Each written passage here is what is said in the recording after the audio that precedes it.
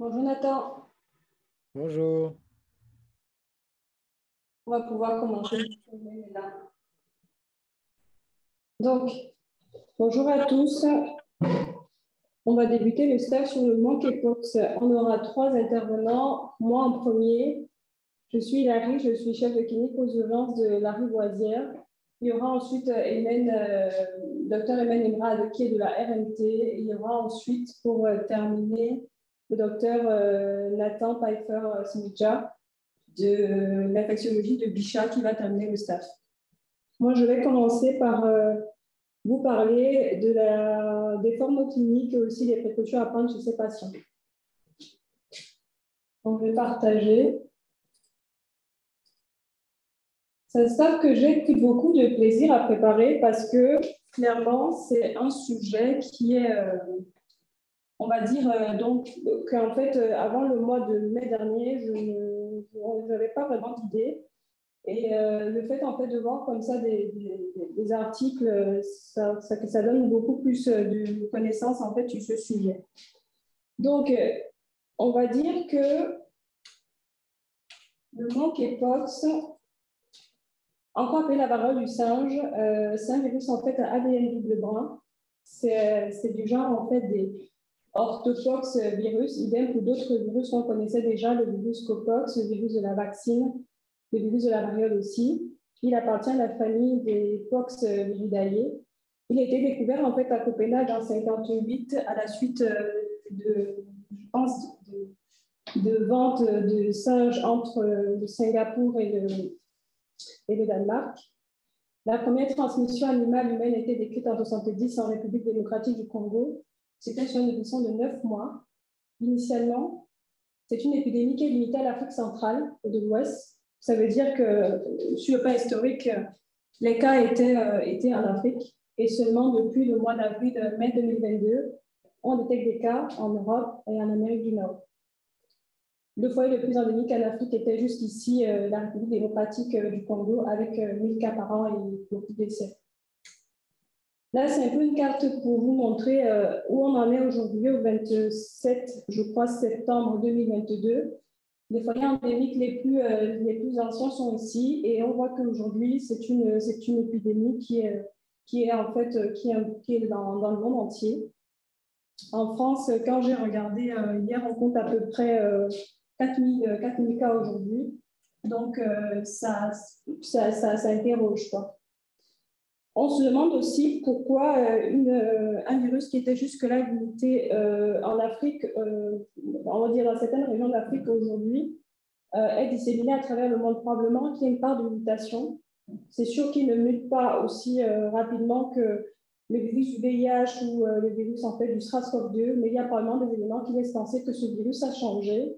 Et ça explique le fait qu'on a beaucoup plus de cas à travers le monde et aussi beaucoup plus de contamination humaine à travers le monde. Là, c'est pour montrer un peu comment les signes cliniques en fait, de cette maladie. Pour faire court, pour résumer, on a deux phases de cette maladie. Une première phase qui est une phase en fait invasive où les patients auront de la fièvre, de la fatigue, des maux de tête, des douleurs, on va dire des courbatures. Et aussi quelque chose de très caractéristique qu'on ne voyait pas dans la variole, c'est des lymphadenopathies. C'est ça que j'ai mis ça. Et à la suite de ça, à la suite de ces signes en fait évasifs, on a une phase éruptive avec un rash cutané. Un rash qui peut débuter en fait au niveau de la région ORL et s'étendre ensuite au niveau du reste du corps, au niveau de la phase du tronc des membres. On reviendra aussi on reviendra aussi un peu sur ça après en disant que quand on regarde la durée d'incubation des symptômes, c'est une maladie où on a une durée d'incubation qui est entre 7 et 14 jours et ça peut aller jusqu'à 21 jours chez ces patients. Là, c'est pour montrer que c'est un virus à ADN en fait double brun, pareil là, et que par des processus de réplication, transcription, il y aura production effectivement d'autres virus qui vont pouvoir aller infecter les autres organes, les différents organes en fait les différents organes du corps. Très intéressant, c'est diagnostic le mode de transmission. Là, c'est pour dire que C'est une maladie en fait qu'on va voir chez les rongeurs, mais aussi les singes. C'est un virus qu'on va retrouver chez les rongeurs et aussi les singes. Les rongeurs vont infecter effectivement les singes vont infecter l'homme, ou encore les rongeurs vont infecter l'homme. Et les hommes se contaminent entre eux, en fait, soit par production effectivement de gouttelettes, collection de gouttelettes en fait contaminées, ou encore par des lésions cutanées. En comprenant cela, on voit bien que, on comprend bien que pour se protéger, il faut à la fois des précautions contact et des précautions R chez ces patients. Là, c'est un article probablement que j'ai trouvé très intéressant au niveau d'un New England, où on voit qu'on a finalement peu d'articles en fait qui sont de bonne qualité sur ce sujet. Là, c'est probablement l'un d'entre eux qui en fait est une série de cas, de 528 cas effectivement, qui ont été suivis entre avril et juin 2022. On voit effectivement que la majorité de ces cas en fait sont des cas qu'on a en Europe, notamment 84% des cas. Et dans cette série de cas, en fait, pour faire cette série de cas, on a contacté des médecins à travers le monde. Et on leur a donné en fait une fiche à remplir sur les caractéristiques des patients en fait infectés. Et en faisant le point sur tout ça, on arrive à voir un peu identifier les facteurs de risque de la maladie. On arrive aussi à voir un peu, comprendre comment, à se douter qu'il y a d'autres modes de contamination qu'on ne connaissait pas avant. Donc là, c'est pour la première diapo, on a des patients en fait qui ont un âge médian à 38 ans, sur cette série de cas. Et la majorité de ces patients, en fait, sont de sexe masculin, plus de 90% des cas, voire même plus de 99% en fait, des cas. Quand on regarde en fait, l'orientation sexuelle de ces patients, on se rend compte que 96% de ces patients sont homosexuels. Mais on voit quand même que c'est pas que on a quand même une faible proportion, 9 patients qui sont plutôt des hétérosexuels. C'est pour ça qu'on pense que c'est un mode de contamination qui doit être envisagé sans pour autant être le seul, effectivement, à considérer. Là, c'est pour dire que 75% des patients, on voit là que 75% des patients sont des patients de race blanche, très peu de race noire aussi. 41% des patients en fait, sont VIH positifs, 59% sont VIH plutôt négatifs, 57% des patients en fait, de cette série de cas utilisaient en fait, la PrEP. Une observation très intéressante, 28% des patients en fait, avaient voyagé un mois avant le diagnostic. Et c'était des voyages en fait, qui étaient faits pour 90% des cas en Europe. Ça change effectivement de ce qu'on connaissait avant avec des personnes qui se contaminaient en voyageant dans des pays endémiques. Là, c'est vraiment des patients, pour 90% d'entre eux qui ont en fait, été contaminés en voyageant en fait, dans le continent, en restant en Occident. Là, c'est pour dire que 29% des patients en fait, vont se contaminer, ont des points infectants avec d'autres infections sexuellement transmissibles.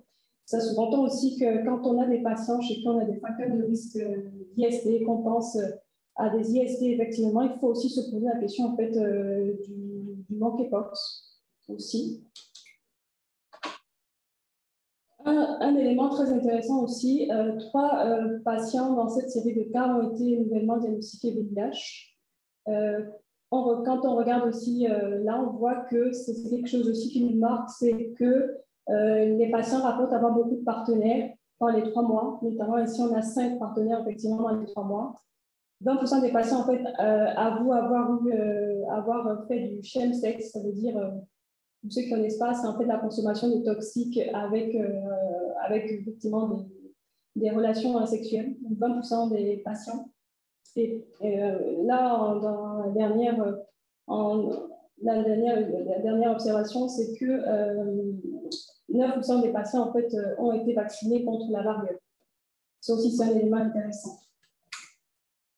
Quand on prend effectivement le nombre de patients qui sont VIH positifs et qu'on regarde un peu, leurs caractéristiques, on se rend compte que 97% de ces patients étaient homosexuels et qu'ils avaient une maladie contrôlée. En gros, moins de on va dire, les patients on va dire 95% des patients avec quand même moins de 50 copies par ml, en fait, donc quasiment presque indétectable, quoi. Et 96% prenaient le traitement correctement. Quand on regarde en fait comment ces patients sont arrivés, ont été détectés, 20% d'entre eux sont arrivés par les urgences. Le reste, effectivement, par d'autres. Par exemple, là, 23% passaient par des cliniques en fait, sexuelles. Ensuite, 95% des patients avaient fréquenté en fait on va dire, avaient rapporté avoir eu des rapports sexuels, du moins avoir fréquenté effectivement des endroits on va dire, où ils ont eu des activités sexuelles pendant, on va dire, plus de 95% effectivement des cas. Et aussi, quand on regarde le contact avec une personne en fait, qui a eu le monkeypox avant, c'est seulement 26% des cas. Là, c'est les signes cliniques en fait, présentés par ces patients. On voit que c'est les mêmes signes que j'ai déjà présentés avant. 95% des patients avaient un rash cutané, la majorité aussi avec de la fièvre, des lymphadenopathies, ce qui est différent effectivement de la variole, un aspect de pharyngite, des maux de tête, de la léthargie, des myalgies, un changement d'humeur, aussi des lésions anorectales. Il faut se rendre compte quand on analyse en fait ces séries de cas, on voit qu'il y a beaucoup d'éléments qui laissent penser qu'il y a quand même une transmission sexuelle sans qu'on arrive en fait à expliquer comment.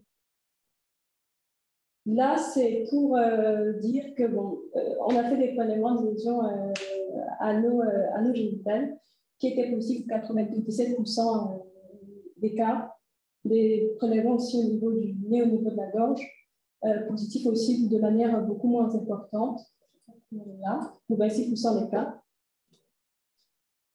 Les sites en fait des lésions cutanées, c'était majoritairement des lésions en fait, anogénitales, des lésions en fait, au niveau de la face aussi, au niveau des extrémités, au niveau des paumes. Là, c'est pour montrer qu'on a différentes phases en fait, pour l'éruption cutanée et que généralement, ça commence avec un aspect de vésicule, de pustule et après, on a des ulcères. Si vous remarquez là, on a quand même des patients qui ont été testés positifs au monkeypox en ayant un aspect d'un seul ulcère. Donc, quand les patients en fait, ont une seule lésion, ça ne veut pas dire forcément que ce n'est pas le monkeypox.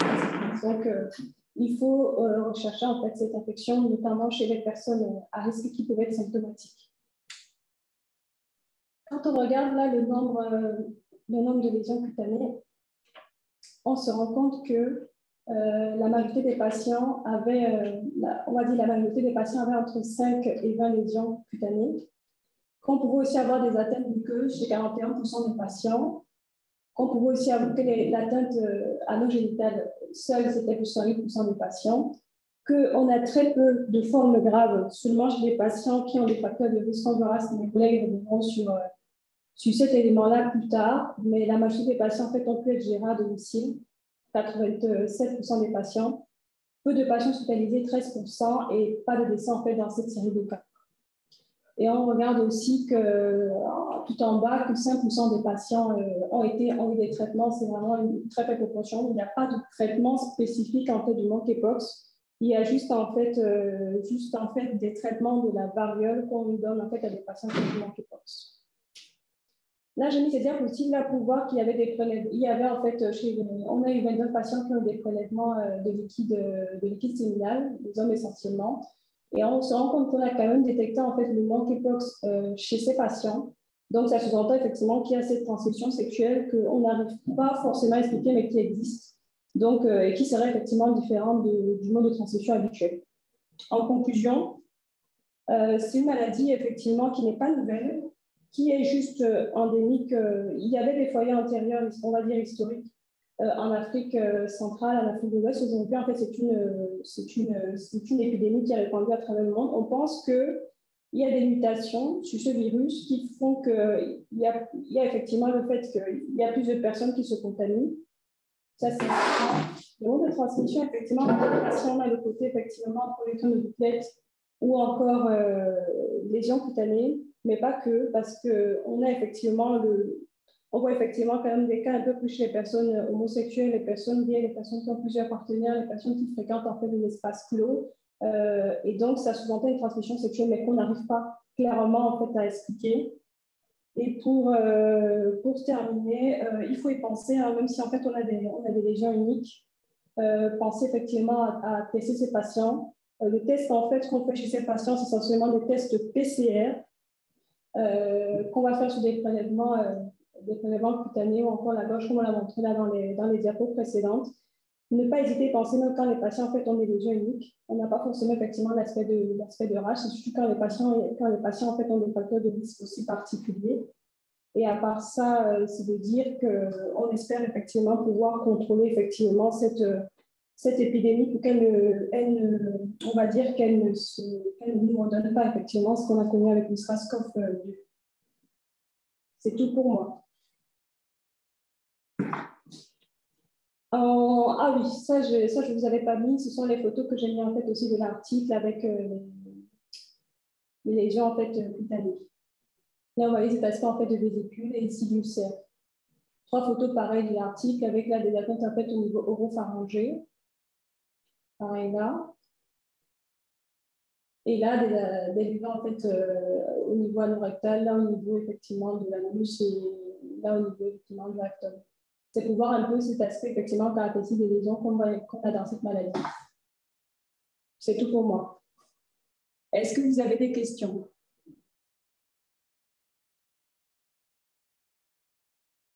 Moi, j'aurais éventuellement une question qui s'adresse plutôt à tout le monde. Bonjour Restreint, je suis un des médecins des urgences, ceux qui sont en visio. Est-ce qu'on a un petit peu de retour sur l'efficacité du vaccin qui, à la base, n'est pas un vaccin développé pour ça, particulièrement pour le monkeypox, du moins, qui a été utilisé du coup là pour cette indication. Comme on se pense avoir pas mal de gens vaccinés, on a des données qui permettent de dire un petit peu si ça se protège bien, imparfaitement. Qu'est-ce qu'on dit aux patients s'ils sont vaccinés? Ils sont bien protégés ou pas? Très intéressant comme question. Nathan en parle tout à l'heure. D'accord. Est-ce qu'il y a d'autres questions? Et sur le plan épidémiologique, alors du coup, je ne sais pas si Nathan en parlait aussi. Sur le plan épidémiologique, ça se diffuse aux enfants actuellement, à d'autres parties de la population. Ça reste plutôt les adultes encore. Il y a des transmissions en fait mère-enfant verticales qui existent aussi, sachant que les personnes avec ça, les femmes enceintes, les enfants, les immunodéprimés, qui vont faire plus de formes graves. Et là, actuellement, on a l'impression que ça se diffuse vers ces populations ou ça reste plutôt localisé sur les adultes? On va dire que la majorité des patients en fait, qui sont touchés, là, je vais montrer là dans la diapo, c'est plus des 38 ans. Donc, ce n'est pas des enfants, même s'il y a des cas, ce n'est pas la majorité. Et que finalement, ceux qui vont faire des formes graves, ce sont des enfants, des femmes enceintes ou des personnes immunodéprimées. Oui, bonjour. Pour les vaccins, donc effectivement, je vais en parler tout à l'heure et je pense que ça répondra en partie à la question. Pour la dynamique de l'épidémie actuelle, il n'y a pas du tout de débordement de l'épidémie sur d'autres communautés. On est vraiment resté complètement communauté hommes ayant des relations sexuelles avec les hommes, multipartenaires, très peu de femmes, des cas exceptionnels, très peu d'enfants, 1 ou 2 en Île-de-France à ma connaissance. Pareil, des cas un peu particuliers de transmission. Donc, en pratique, ça reste vraiment une infection de type sexuellement transmissible au sein des HSH pour l'épidémie actuelle qui diminue très, très fortement ces dernières semaines. Okay.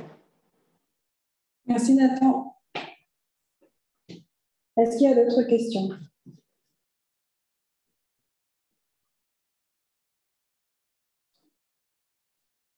On va donner la parole à Emmanuel. Bonsoir tout le monde. Bonsoir. Donc, je fais le partage d'écran. Est-ce que tu arrives à partager?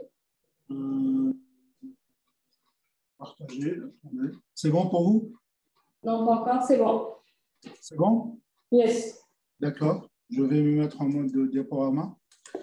Donc, bonjour tout le monde. Donc, moi, il m'a été demandé de voir est-ce qu'il y a des formes graves et quels sont les facteurs de risque pour les formes graves. Voilà. Donc, je vais dire à peu près la même chose. Donc, je vais commencer un peu par l'épidémiologie pour dire que c'est une maladie, donc la variole des singes, La souche qui est responsable des cas récents en Europe et aux États-Unis, elle se voit essentiellement chez les homos et bisexuels avec à peu près 98 à 99%. Et entre 40, selon les séries, c'est entre 40 et 50%, c'est des patients qui sont HIV, qui sont plutôt contrôlés sur la charge virale.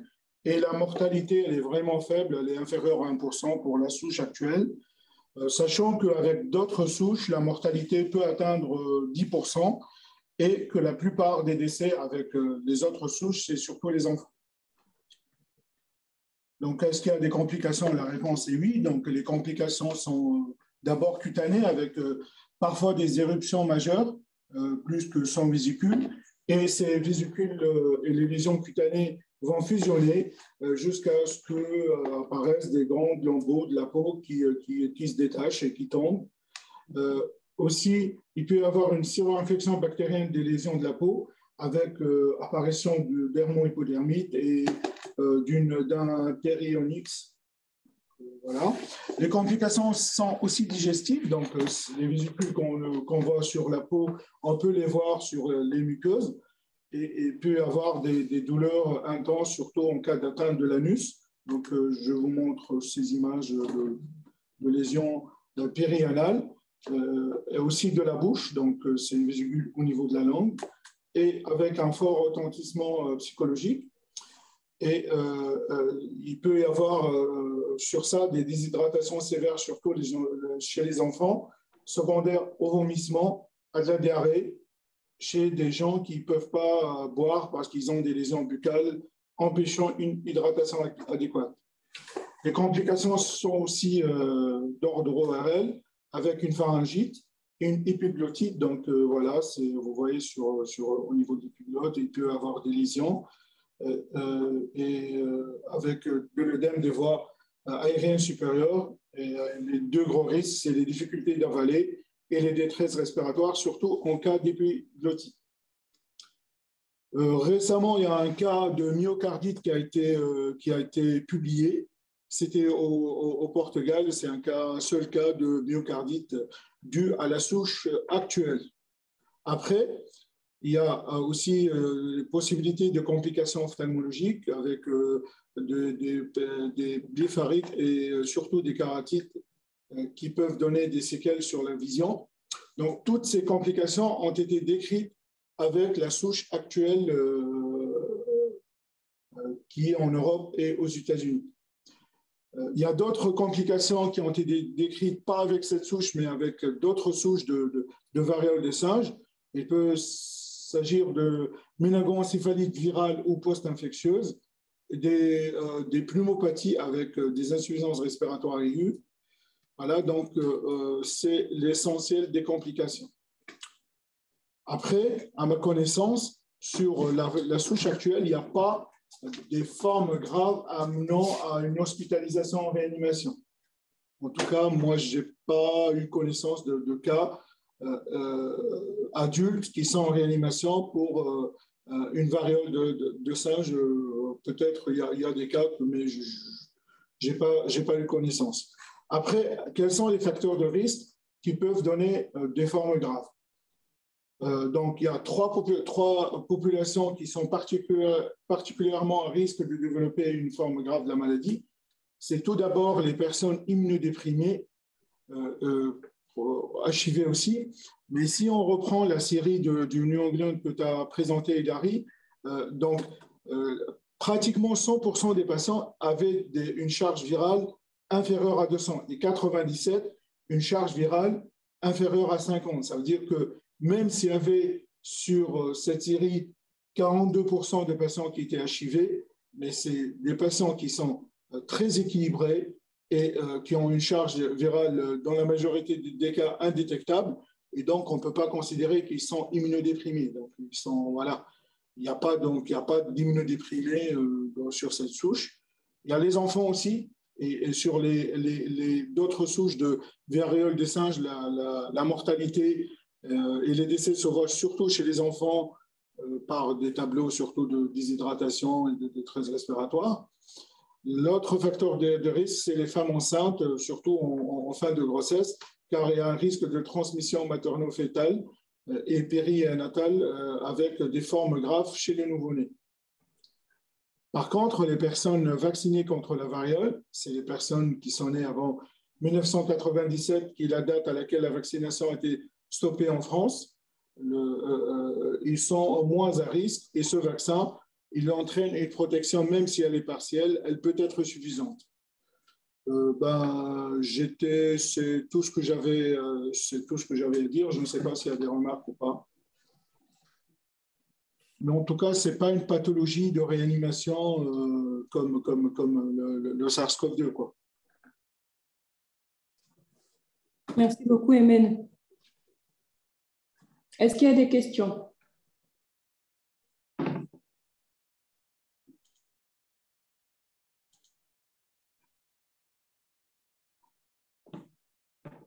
Excellent, Emen. Merci beaucoup.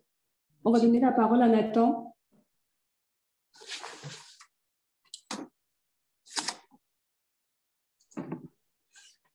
Alors, je vais partager.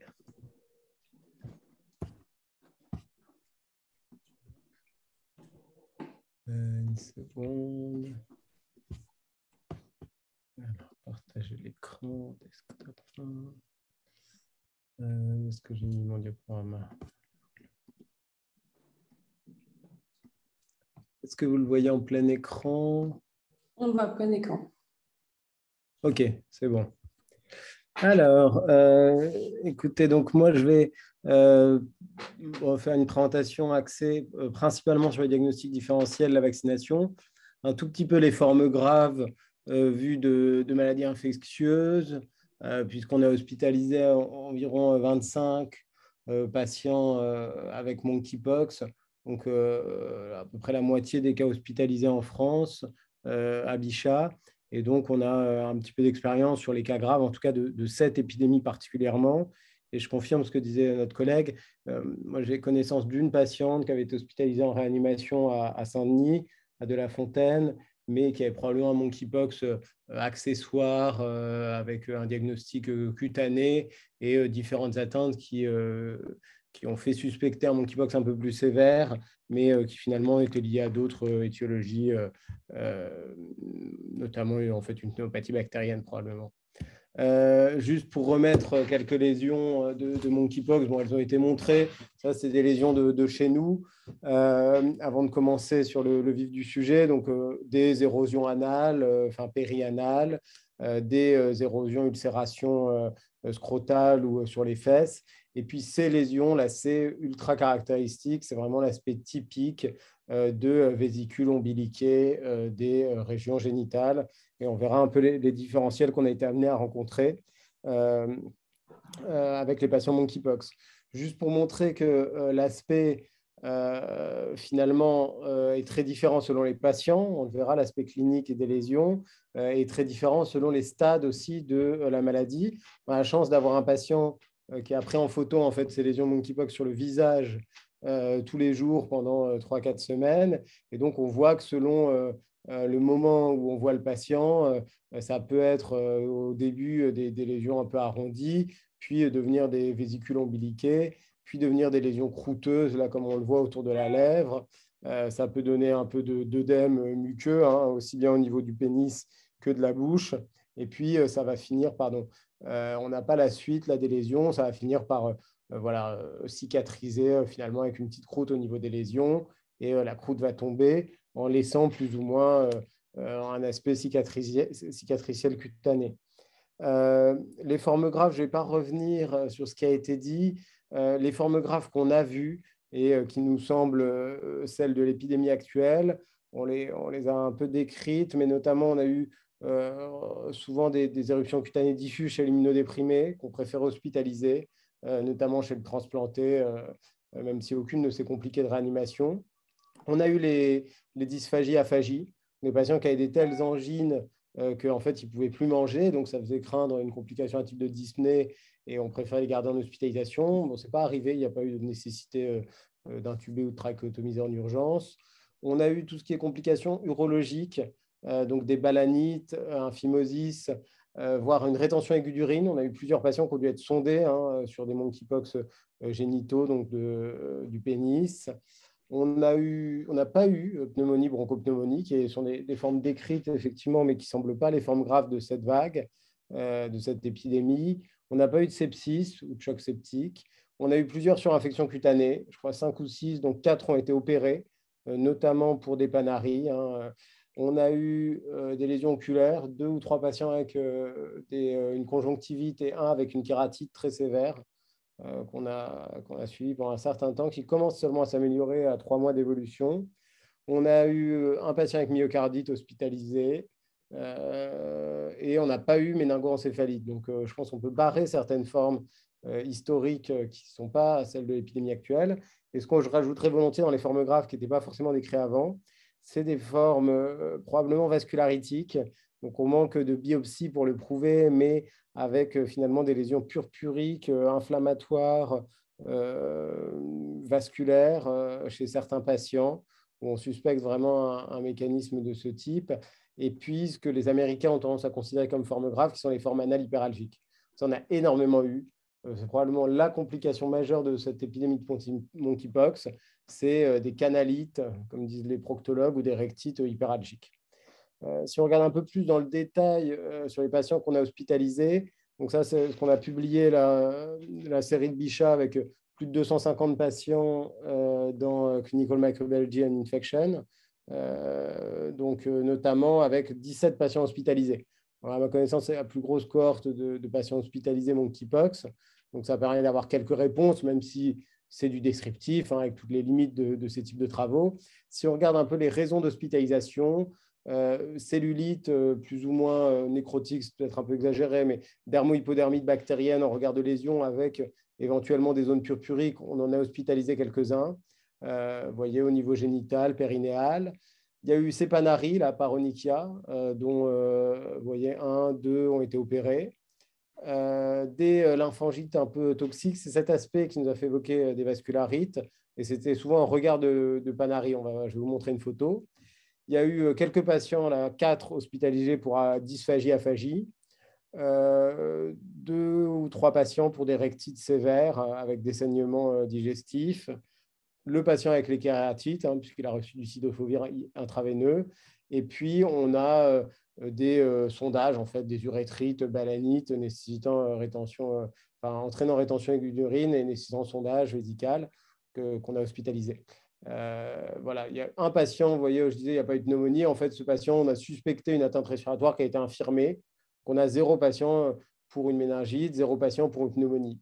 Ça peut être amené à aller en chirurgie, comme je vous l'ai dit. Ces patients qui ont très souvent reçu des antibiotiques parce qu'il y a une suspicion de surinfection bactérienne dans une grande majorité des cas. Donc, probablement, là, il y a un peu de surutilisation d'antibiotiques devant une maladie qu'on connaît peu.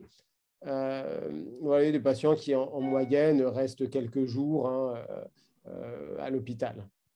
Alors, voilà l'aspect de certains des patients. Voilà. Vous voyez là, en A, c'est un patient avec un panari. Vous voyez un aspect assez purpurique, là, quand même. Et puis, cette lymphangite très impressionnante. Pareil, d'aspect purpurique. En regard, on en a eu 3 comme ça, qui avaient cet aspect très inflammatoire, sans que ça soit forcément bactérien. Vous voyez, celui-là, par exemple, il n'a pas nécessité d'opération. Ce n'était pas un panari collecté. Il y a le patient en bas à droite qui avait une atteinte muqueuse de la bouche, mais aussi une angine importante et qui n'arrivait plus à manger. Et puis en haut à droite, des dermohypodermites du siège, qui voyaient avec un aspect quand même un peu nécrotique sur le pénis, là, des lésions. Donc au début, ces patients, on les hospitalisait volontiers, parce qu'on ne voulait quand même pas passer à côté de quelque chose qui nécessiterait une chirurgie, une prise en charge un peu plus lourde. Et en général, ils ne sont pas ou peu compliqués de ces patients-là qui ont des lésions un peu impressionnantes au niveau du siège.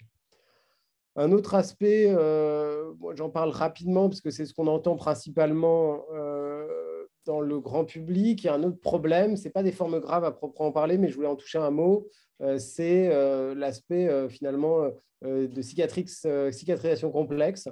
On a des patients qu'on suit à plusieurs semaines, voire maintenant des mois après monkeypox et qui gardent un retard de cicatrisation, voire des lésions bourgeonnantes. Vous voyez sur le visage, là, une lésion quand même assez disgracieuse, un aspect un peu pseudo-tumoral là, sur la joue.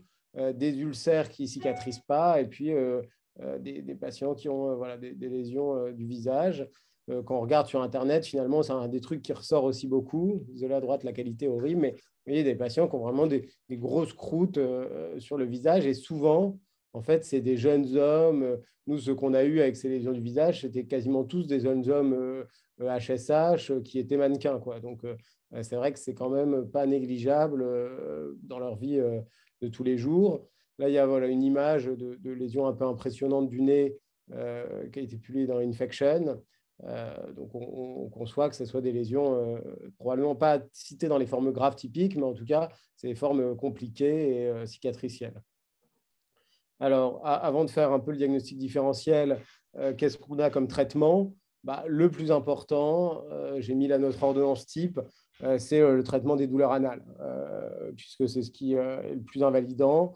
Donc, c'est un traitement qu'on a vu avec les proctologues, qui consiste à donner un suppositoire de titanoréine, de la xylocaïne visqueuse qui permet d'anesthésier un peu la zone anale et périanale, de la crème titanoréine, Movicol pour éviter la constipation, patients qui ont des canalites au niveau anal, et donc essayer d'avoir des selles les plus molles possibles, associées à du Doliprane et du Tramadol si besoin.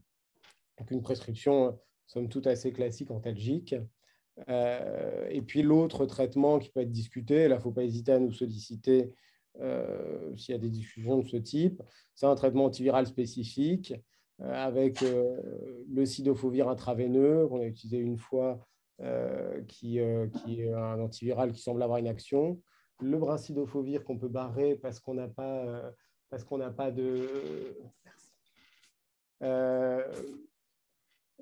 n'a pas d'accès en France, le Vigive, qui sont des immunoglobulines spécifiques anti-variole qu'on n'a pas utilisé non plus en France et pour lesquelles on n'a pas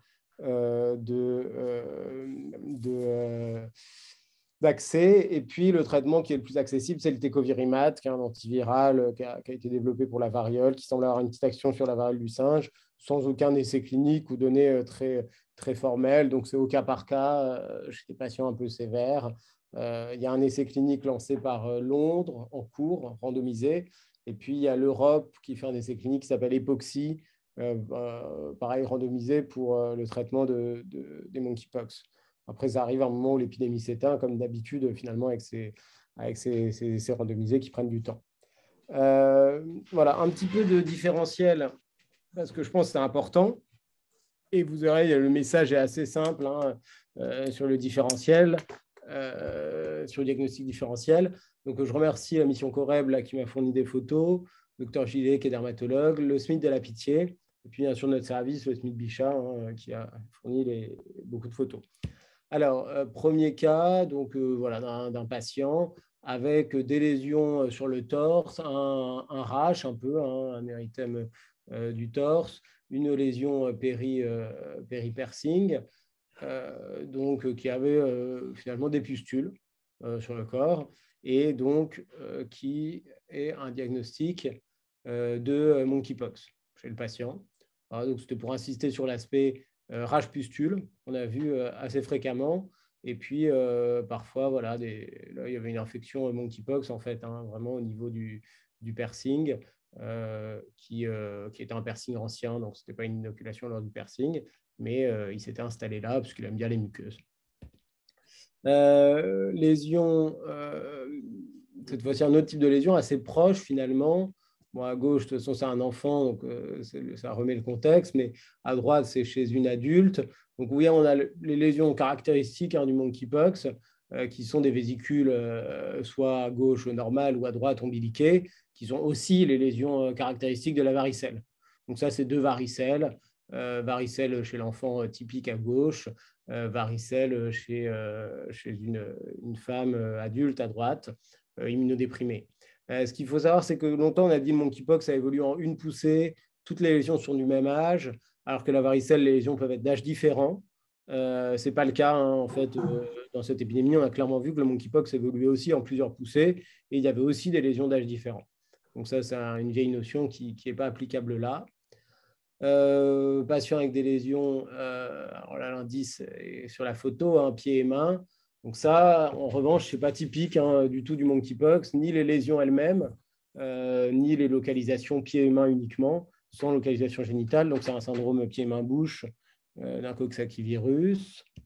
Voilà, autre forme, donc angine finalement érythémateuse, hein, et chez celui du bas érythémato-pultacée, qui en fait, j'ai mis ces photos pour montrer que c'est une des formes du monkeypox qu'on a observé en général associée à d'autres lésions, notamment des lésions génitales, parce que c'est probablement une transmission par des rapports sexuels. Et donc, voilà, ils pensaient devant une angine virale, le monkeypox, donc un aspect voilà, vraiment pas typique. Là, c'est un aspect de lésions. Alors, sur le torse, c'est des papules diffuses. Sur la main, c'est des papules un peu kératosiques. Et donc, c'est des images, cette fois-ci, de syphilis, qui est un des diagnostics différentiels à prélever, je pense, devant un patient suspect de monkeypox, parce que l'association est tout à fait possible entre ces deux IST. Alors là, des lésions, en général, on ne se trompe pas sur ce type de lésions parce que c'est des bouquets vésiculaires, soit au niveau des mains, au niveau du pénis, de l'anus. Et le fait qu'il y ait juste en une localisation sous forme d'un bouquet vraiment de vésicules, ça fait très herpès. Mais bon, ça fait partie des diagnostics différentiels éventuels, même si là, on se trompe moins sur ces formes. Deux patients différents, un rash maculopapuleux du torse. En fait, c'était des monkeypox et là, on sort une cohorte d'une quinzaine de patients, monkeypox rash, qui n'était pas une forme ultra décrite, mais que nous, on a bien observé. Donc, on va essayer de bien la décrire pour dire de faire attention. En général, la forme, c'est rash plus angine. C'est forme de monkeypox. Donc, à droite, vous voyez, c'est chez une transsexuelle. Il y a des relations avec les hommes. Et puis, à gauche, c'est un patient HSH. Ouais, ça, c'est la Coreb qui nous a envoyé. Mais bon, on voit que ce n'est pas vraiment l'aspect monkeypox. Vous voyez, c'est des bulles. Et en fait, c'était une dermatose bulleuse auto-immune, type pemphigoïde bulleuse. Là, je ne suis pas expert, hein, mais bon, cet aspect bulle n'est pas typique du tout du monkeypox. C'est des vésicules, éventuellement des papules, des macules, mais pas des bulles. Les lésions anales, des lésions anales de monkeypox, ça a un peu tous les aspects. Et c'est difficile de faire la différence. Donc ça pourrait être un monkeypox, ça pourrait être un herpès, une primo-herpès, ça pourrait être voilà, une autre lésion. Et je crois que j'ai mis cette photo parce que c'était une lésion traînante de l'anus chronique et pensée comme d'habitude avec des érosions anales qui durent au Crohn plutôt qu'à une maladie infectieuse. Donc ça, c'est un différentiel que nous, on évoque dès que les choses se prolongent trop à notre sens. Papule palmaire, on aurait pu se dire, en fait, voilà, c'est une papule palmaire, gonocoque, bactériémie, machin. C'était un monkeypox. Donc, avec uniquement quelques papules palmaires et sur le torse. Bon. Les lésions anales, ça vous connaissez mieux que moi, hein, mais comme on avait en fait, on a encore et on a depuis plusieurs mois dépistage sans rendez-vous tous les matins au SMIC pour le monkeypox. Donc les patients se présentent à 9h et puis on en prend jusqu'à ce qu'on ferme le dépistage. On a eu des patients qui venaient vraiment pour tout type de lésions. Cette consultation s'est transformée en consultation de proctodermato. Et donc, il y a des patients qui venaient avec des fissures anales, comme c'est le cas là, qui venaient avec différents types de dermatoses, on va voir. Donc, on a vu beaucoup de différentiels. D'ailleurs, si vous en avez besoin, vous pouvez référer vos patients le matin sans rendez-vous toute la semaine à 9h pour le dépistage. Là, on s'est fait piéger pour ces lésions génitales chez un jeune homme un peu croûteuse, sur le gland notamment, donc voilà, avec un aspect croûteux. Et finalement, ce n'était pas un monkeypox, c'était une gale hyperkératosique. Effectivement, c'était un patient qui était migrant et c'était dans un camp de migrants où il y a eu plusieurs cas de gale profuse. Je crois que c'est un cas près de Delphine Seyrig, là, dans le 19 ou le 18e, où intervient l'ARS et MSF justement pour ces cas de Galles. Alors là, pareil, c'était le même cluster de Galles, d'accord, avec des papules, enfin même des pustules sur les mains, avec des lésions croûteuses, donc pas monkeypox Galles, il pensait. Là, on a déjà vu cette photo d'angine avec rash. Donc, comme je vous dis, la forme rash-angine qui peut arriver. Donc, c'est à nouveau du monkeypox. Et puis, je vais bientôt finir avec les photos. Ça, à nouveau, c'est des lésions de varicelle, notamment à droite, varicelle ulcéro-nécrotique, un peu de l'immunodéprimé. Mais vous voyez, les lésions sont assez proches, puisqu'on est sur des vésicules, parfois purulentes, à différents endroits du corps, donc difficile de faire la part des choses. Et là, je pense que je finis avec la troisième personne qu'on avait suspecté monkeypox et qui avait cette gale hyperkératosique. Donc là, ce qui nous aide, c'est effectivement les zones. Vous reconnaissez les zones un peu dites bastion de la gale. Il avait un Panari, donc ça, pour nous, Panari, ça faisait assez monkeypox, parce qu'on a vu plusieurs patients qui avaient cette complication à type de Panari. On les prélève de toute façon, et puis on finit par avoir la réponse. Et donc, je dirais que finalement, on a cette chance dans cette épidémie d'avoir une épidémie ultra limitée à une communauté. Alors, chance pour nous, pour le diagnostic, bien sûr pas pour cette communauté, mais finalement le différentiel, on le répète toujours quand on est sollicité, c'est le contexte. En gros, vous pouvez avoir les mêmes lésions, la même présentation clinique. Si c'est un HSH multipartenaire, un transsexuel, un travailleur ou une travailleuse du sexe, on suspecte monkeypox. Si c'est quelqu'un en dehors, migrant ou hétérosexuel, on suspecte autre chose. Et en général, c'est vraiment une règle qui marche extrêmement bien. Donc, on s'appuie énormément sur le contexte pour dire est-ce qu'il faut suspecter monkeypox ou pas. Et chez des gens qui sont HHH, notamment chemsex, notamment s'ils sont VIH ou ils prennent la PrEP, la prophylaxie pré-exposition pour le VIH, chez les gens dans le groupe à très haut risque. Et donc, on est très large sur la suspicion de monkeypox, puisqu'on a vu, ça peut être des macules, ça peut être un rash, ça peut être des pustules, des ulcères, ça peut être des angines, etc.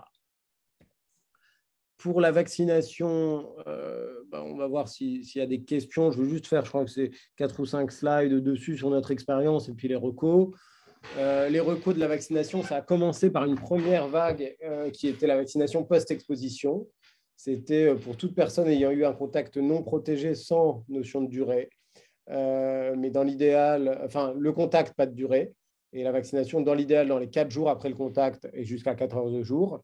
Il faut que ce contact il soit avec la peau lésée ou les fluides biologiques, sans gants, ou alors avec du matériel qui aurait été en contact avec la peau lésée ou les fluides. Donc, c'est-à-dire aussi serviettes, vêtements, literie, vaisselle, etc. Et puis, autre contact qui finalement est beaucoup moins important dans l'épidémie actuelle, c'est un contact gouttelette, moins de 2 mètres pendant 3 heures. Voilà, donc c'est des gens qui auraient partagé la même pièce pendant plusieurs heures. Mais principalement, ce qu'on a considéré assez vite contact, c'était les rapports sexuels ou le partage de domicile. Notre expérience sur la vaccination post-exposition, elle va probablement être publiée prochainement. Elle est accessible en préprint si jamais ça vous intéresse, mais en gros, tout est résumé dans cette... c'est pas de la science de haut niveau, tout est résumé dans cette dia. On a vu des gens avec un contact à haut risque, principalement sexuel, en post-exposition à Bichat. On a vacciné 276. Dedans, 264 n'ont pas fait d'infection et 12 ont fait une infection monkeypox. Et quand on regarde quand interviennent ces infections, la plupart, elles interviennent dans les jours après la vaccination, vous voyez. Et en général, quand elle est faite tardivement après le contact. Vous voyez, 9, 10, 11 jours après le contact. Et donc, en fait, c'est des infections qui étaient déjà en incubation et le vaccin est arrivé trop tard. Donc, ce n'est pas vraiment des échecs vaccinaux, les 10 premiers patients. Il y en a un qui est un peu particulier, c'est le 6. En fait, c'est une interne de dermato qui ouvrait une vésicule avec une aiguille pour faire un écouvillon pour la PCR monkeypox et qui s'est piqué avec l'aiguille qui avait servi à ouvrir une vésicule monkeypox. En fait, elle a fait une vésicule unique sur sa main. Bon, elle a été vaccinée le jour même et 4 jours après, elle a fait cette vésicule. Donc, voilà, c'est à nouveau pas un échec vaccinal. une inoculation directe, presque expérimentale de monkeypox. Et puis, il y a 2 patients, vous voyez, 11 et 12, qui, malgré vaccination, ont développé un monkeypox plus de 20 jours après. Donc, voilà. Donc, ça peut, on peut être en échec avec cette stratégie post-exposition. Mais globalement, quand même, la grande majorité n'ont pas fait de monkeypox. Alors évidemment, ce n'est pas comparatif, hein, on ne peut pas savoir ce qu'ils auraient fait, ces 276, si on ne les avait pas vaccinés. Nous, on imagine qu'il y aurait eu plus de 12 infections, mais on ne peut pas vraiment le prouver, il y a très peu de données. Et après, assez vite, on est passé en vaccination pré-exposition dans la communauté des hommes ayant des relations sexuelles avec des hommes et des personnes trans multipartenaires. Donc, c'est soit des HSH multipartenaires ou des trans multipartenaires sur les personnes qui se prostituent et les professionnels des lieux de prostitution. Cette vaccination pré-exposition, elle s'appuie sur plusieurs données, hein, et notamment sur des données de Bichat encore, je pense, qui sont importantes, où on a montré que finalement, quand on faisait des swabs anorectaux chez les homosexuels, c'est des gens qu'on suivait pour la PrEP, donc il y avait des prélèvements au niveau de l'anus pour chlamydia et gonocoque tous les 3 mois. Et ben, on avait vu 6% de gens asymptomatiques, ça c'est des homos sans symptômes, qui avaient une PCR positive monkeypox. Donc finalement, c'est que le monkeypox y circulait dans cette communauté, il n'était pas toujours symptomatique. Et donc c'était un argument fort pour mettre en place la vaccination pré-exposition dans cette communauté. Quel est le schéma? Il est simple. Une dose si on a déjà été vacciné contre la variole. Donc, c'est en gros avant les années 80 qu'on faisait ça. C'est 3 doses pour les patients immunodéprimés, dont VIH avec moins de 100 CD4. Et c'est 2 doses pour tous les autres. Et ces doses, elles sont espacées d'au moins 28 jours. On peut faire plus. Alors là, souvent, on a décalé au début parce qu'on n'avait pas assez de créneaux de vaccination. Et maintenant, on peut les faire à 28 jours. Si c'est quelqu'un d'immunodéprimé qui a déjà été vacciné contre la variole en 1980, on lui fait 2 doses. On peut arriver à un total de 3. Donc, c'est assez simple. On vaccine avec des vaccins variole, 3e génération, Imvanex ou Jynneos. Effectivement, on a très peu de données sur l'efficacité dans le monkeypox. Et en fait, les données que je vous ai présentées de Bichat, c'est les seules données disponibles actuellement sur l'efficacité de cette vaccination, malgré toutes leurs limites. Donc, en fait, en pratique, on ne sait pas. Et puis, quand on vaccine, je pense que c'est un message très important, ça ne permet pas de prendre des risques, puisque ça ne marche pas à tous les coups et que c'est important d'avoir une prévention combinée, comme on dit. Donc, il faut éviter le contact avec des gens qui ont des lésions cutanées ou muqueuses. Il faut limiter les rapports sexuels dans la mesure du possible et se faire dépister, se faire prélever en cas de doute et notamment lors de notre consultation sans rendez-vous. Voilà, donc si vous avez des questions, n'hésitez pas. Excellent, Nathan. Est-ce qu'il y a des questions? Bon, du coup, moi, ça a répondu aux questions que j'avais sur la vaccination. Merci beaucoup. De rien. Est-ce qu'il y a d'autres questions? Moi, j'avais une question, Nathan, c'est pour en fait la consultation, parce que j'avais compris qu'à un moment, vous en aviez beaucoup et qu'on ne devait pas tous les envoyer. On peut vous envoyer nos patients aussi, en fait. Pour, oui, alors, en fait, au début, on voyait quasiment tous les monkeypox, en tout cas de rive droite, quoi, y compris du 93, etc. Et la Pitié voyait l'autre partie. Donc, on a dit il faudrait que d'autres personnes se dotent en capacité de dépistage et de vaccination. Donc, ça s'est fait progressivement.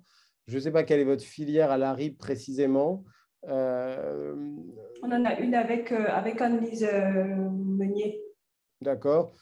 Nous, on privilégie toujours la filière locale pour éviter justement d'être débordé. Là, je ne peux pas vous dire qu'actuellement, on croule sous les demandes puisque ça a beaucoup diminué. À un moment, on devait faire 20 à 30 patients par matinée, ce qui est énorme parce que c'est précaution monkeypox. Donc, ça veut dire que la chambre doit être lavée après chaque patient, que c'est FFP2, machin, Charlotte, sur blouse. Donc, ça va nécessiter 2 médecins tous les matins. Maintenant, on est plus autour entre 5 et 10. Donc, ça reste raisonnable. Il suffit d'un médecin et on peut le faire. Donc, voilà, on est là s'il y a besoin, mais effectivement, les filières locales sont à privilégier.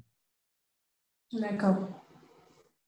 Et à part, et vous faites beaucoup de tests sérologiques ou pas pour, Non, fois, sérologique, c'est vraiment de la recherche. Il y a un protocole de la pitié là, qui va être lancé pour essayer de voir justement quel pourcentage au sein de la communauté HSH ont rencontré le virus grâce aux tests sérologiques, mais on ne s'en sert pas du tout pour le diagnostic, c'est uniquement accessible en recherche. Ok. Ok. Eh bien, merci beaucoup. S'il n'y a pas d'autres questions, merci pour votre participation, merci pour vos interventions. Je vais rediffuser le staff sur YouTube, comme ça il pourra être suivi. Vraiment, merci beaucoup, c'était des présentations excellentes et j'espère qu'on en aura d'autres comme ça. Bonne soirée. Au revoir. Merci à vous. J'espère qu'on arrive à la fin de la pandémie. C'est intéressant, un peu fatigant. Ouais. Bonne soirée.